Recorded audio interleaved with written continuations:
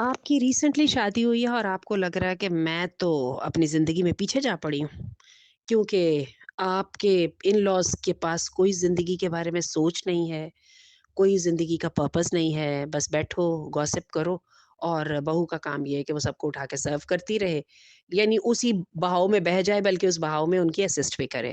Husband کی بھی کوئی زندگی میں اپروچ نہیں ہے اور یہ ارینج میرج ہے، یو فیل سو لائک کہ میں کہاں آ گئی ہوں اور کیا-کیا میں کرنا چاہتی تھی اور کیا کروں؟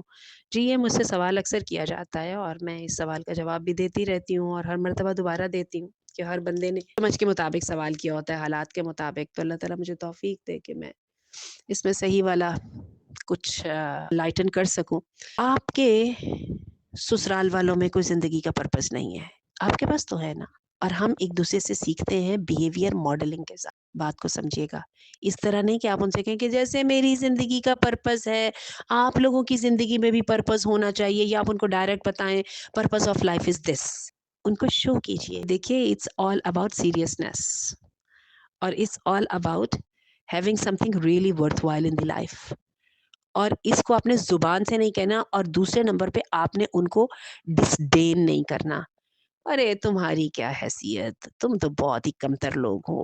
کوئی کمتر لوگ جو ہے نا جن کو، اور یہ آپ کو کہنے کی ضرورت نہیں ہے، یہ ہر انسان خود بخود فیل کر لیتی ہے، کتا بھی فیل کر لیتا ہے، بلی بھی فیل کر لیتی ہے، وہ خود بخود فیل کر لیں گے کہ آپ ان کو کمتر سمجھتی ہیں، پھر تو وہ آپ کی کبھی بھی نہیں سنیں گے۔ آج آپ پھر ایک ڈاٹر ان لا وہ آپ کو کمتر بھی سمجھے اور آپ اس کو جو ہے نا وہ پیغمبر کا درجہ بھی دیں کہ زبردست آپ نے جو ہے نا زندگی کے مقصد کے بارے میں جو تقریر کی ہے، یہ تو جناب چیٹ جی پی ٹی سے بھی اچھی تقریر ہے۔ آپ کا کیا خیال ہے؟ They are going to make it the purpose of their life? No, never ever. سب سے بڑھ کے، سب سے پہلے ان کو یہ پروف ہونا چاہیے کہ آپ ان کی سنسیئرسٹ، سب سے زیادہ مخلص۔ دوسرے نمبر پہ وہ دیکھیں آپ کو کہ زندگی کو پرپز سمجھنے کے بارے میں ثبوت کیسے دینا ہوتا ہے اور وہ آپ کے عمل میں موجود ہو۔ ٹھیک ہے؟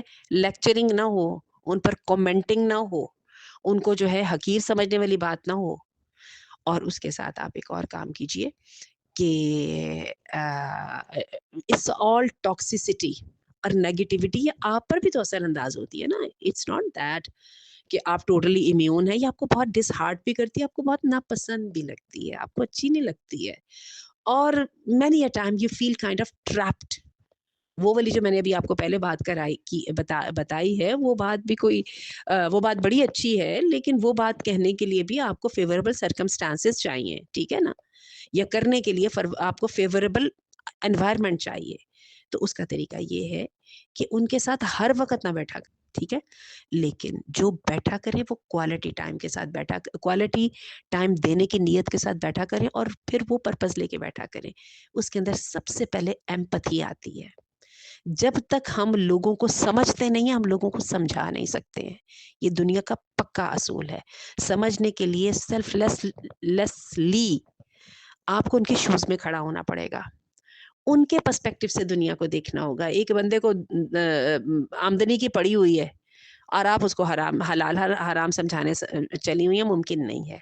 پہلے اس کو گائیڈ کریں، اس کے ساتھ لگیں، یہ والا حلال آمدنی بڑھانے کا طریقہ ہے نا، اس کے ساتھ ساتھ اس کو بتاتے رہیں حلال میں اللہ نے برکت زیادہ رکھی ہے، حلال کے بھی طریقے موجود ہیں۔ سولوشن پہلے دیں، بعد میں جو ہے اللہ کا حکم سنائیے، ٹھیک ہے؟ کیونکہ میئر جو ہے نا آپ کی اپروچ جو ہے نا وہ ان کے لیے کومنٹنگ اور کرٹیسائزنگ ہی بنے گی اور کچھ بھی نہیں بنے گی۔ تو جیسے کہ میں نے آپ کو کہا کہ تھوڑا ٹائم ان کو دے دیجئے، لیکن کوالٹی ٹائم دے، اور یہ ہے کہ اپنی زندگی میں ایک موٹا موٹا سا شیڈول بنا لیجئے اتنے ٹائم پہ، جس میں عموماً سسرال والے سارے ہوتے ہیں، آپ نے اس ٹائم کے علاوہ ان کے پاس بیٹھنا ہی نہیں ہے۔ وہ ٹائم دن میں 2 مرتبہ کر لیں، مجھے کوئی اعتراض نہیں ہے، آپ کی نئی نئی شادی ہوئی ہے، ایکسپیکٹیشن سے آتا ہے، لیکن فار ایگزامپل آپ نے 9 بجے سے لے کے دن کے 11 بجے تک کا ایک ٹائم مقرر کیا ہے، اور آپ نے ایک شام 5 بجے سے لے کے رات 8 بجے تک کا ٹائم مقرر کیا ہے۔ یہ ایسے ہوں جیسے اسکولوں میں بیل ہوتی ہے نا اور بندہ فوراً جو ہے نا انگلش کی یا میتھس کی کتابیں نکال لیتا ہے، پیریڈ ہو گیا، کیونکہ کنسسٹنسی کیونکہ سب سے پہلے جو ہے نا سسٹم اور پھر اس کے اوپر جمع ہوا، یہ ان لوگوں کو ریگولر کرے گا۔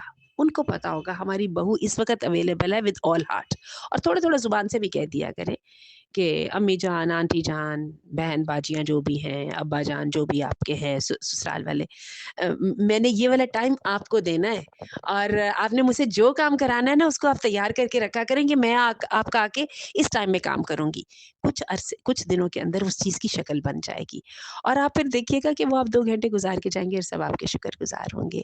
اور سب سے بڑی، آپ سے باقی کے ٹائم کی ایکسپیکٹیشنز نہیں کریں گے۔ میں اپنی بیٹیوں بہوؤں کو ہمیشہ کہتی ہوتی ہوں، آدھا گھنٹہ کوالٹی ٹائم دے کے آپ 24 گھنٹے کی ایکسپیکٹیشن سے آزاد ہو جاتے ہیں۔ آئدر گیو دس اور گیو یور 24 آورس۔ پھر سسرال والے اندر جا کے بیٹھی ہوئی ہے، باہر نہیں نکل رہی ہے، ہمیں توجہ نہیں دیتی، گھر میں انٹرسٹ نہیں لیتی، یہ نہیں کرتی، وہ نہیں کرتی۔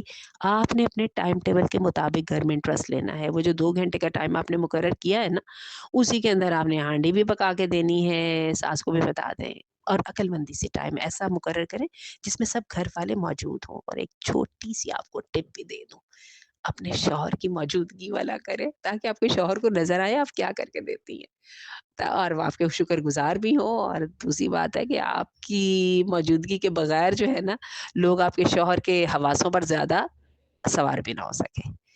تو اللہ تعالیٰ آپ کو استقامت بھی عطا فرمائے۔ یو آر سو لکی کہ آپ کی شادی ہو گئی ہے، اللہ نے آپ کو کمپینین عطا فرما دیا ہے، اور اللہ تعالیٰ نے آپ کو ایک فیملی عطا فرمائی ہے۔ لوگوں کے بغیر رہنا بہت مشکل ہوتا ہے، لیکن لوگوں کے ساتھ رہنے کے اپنے چیلنجز ہیں۔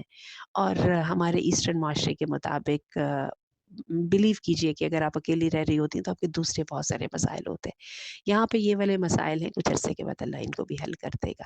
اپنی زندگی کا شکریہ ادا کیجئے، اور جو آپ کے پاس صلاحیتیں، علم، حکمت، نالج اور پرپز آف لائف جس کا آپ نے سب سے زیادہ شکوہ کیا وہ موجود ہے، make it available to others. ٹھیک ہے، کیونکہ it's all about spreading the خیر، not to keeping it bottled up with you۔